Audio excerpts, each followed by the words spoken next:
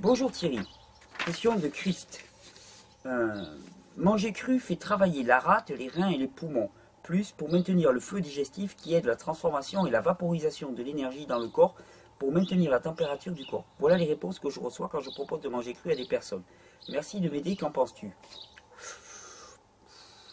Je suis pas d'accord avec ça. Voilà, je suis pas d'accord avec ça. C'est une représentation, c'est un modèle théorique. Ce n'est pas le mien. Ce n'est pas le mien. C'est un modèle théorique que je connais. Les histoires de feu digestif et ainsi de suite. De toute façon, soyons clairs. Allez, la réponse que tu peux leur apporter. On va faire pragmatique. Ok, manger cru fait travailler la rate, le rein et le poumon. Maintenir le feu digestif. Dis-leur, ok, quelqu'un qui est faible, qui est en état de fatigue chronique et ainsi de suite, il va avoir du mal avec la cellulose des fruits et des légumes, parce qu'elle est un petit peu indigeste. Ok, et ben on les prend en jus. Et les jus sont spécialement faits pour ces personnes-là. C'est-à-dire qu'il n'y a pas plus. Le problème, c'est que on raisonne en termes de feu digestif. Moi, je te parle en termes d'énergie magnétique et électrique. Je peux te dire qu'il n'y a pas plus chargé en énergie électrique et magnétique que les fruits et les légumes crus. Alors, toutes leurs histoires de feu digestif, je veux bien, mais moi, je sais que ça ne marche pas.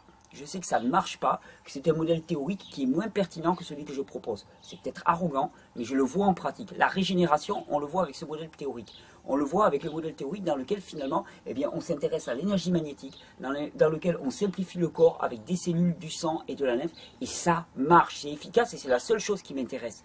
C'est-à-dire que un modèle théorique est intéressant que s'il permet d'avoir de l'efficacité en pratique. Sinon, il n'a strictement aucun intérêt. Donc,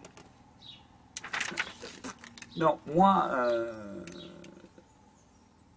non, modèle théorique, pour moi, irrecevable. Irrecevable. Cette histoire de feu digestif, c'est très, très intellectuel. Mais bon, pour moi, quand l'intellect commence à se piquer de faire de la physiologie, eh bien, ça donne tout le système dans lequel on vit actuellement. C'est-à-dire que, vraiment, méfiez-vous du mental. Méfiez-vous vraiment des stratégies du mental. On construit des belles théories et puis il se séduit lui-même. Il se regarde dans son beau miroir et il se séduit lui-même. Oh, qu'est-ce que je suis beau, qu'est-ce que je suis complexe, qu'est-ce que je suis... je sais que je ne vais pas faire plaisir à tout le monde, mais au début j'ai commencé avec la macrobiotique. C'était génial, ça me plaisait. Il y avait des trucs yin, il y avait des trucs yang. Alors je disais ça c'est yin, ça c'est yang, ça c'est yin, ça c'est yang. Je ne peux pas manger ci, je ne peux pas manger ça, je ne peux pas faire ci, ça c'est yin, ça c'est yang. Ah, puis, ça travaillait. J'avais un gros cerveau. J'étais très yin et très yang. Et j'étais de plus en plus mal.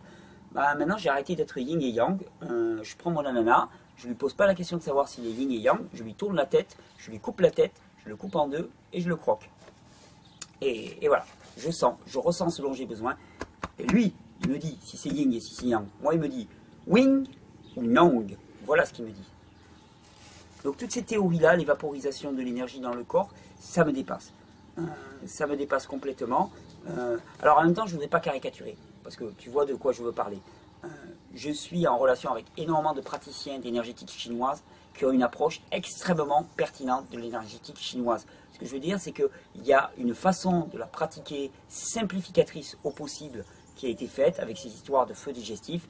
Et c'est contre cela que je m'élève, parce que je sais qu'il y a des pratiques aussi qui sont particulièrement pertinentes. Et là aussi, il n'y a pas plus conscient de la notion d'énergie que les énergéticiens chinois. C'est pour ça que c'est les premiers, quand ils commencent à s'ouvrir hors un petit peu du dogme, à s'ouvrir à la notion de fruits, de légumes et ainsi de suite. Voilà. Alors,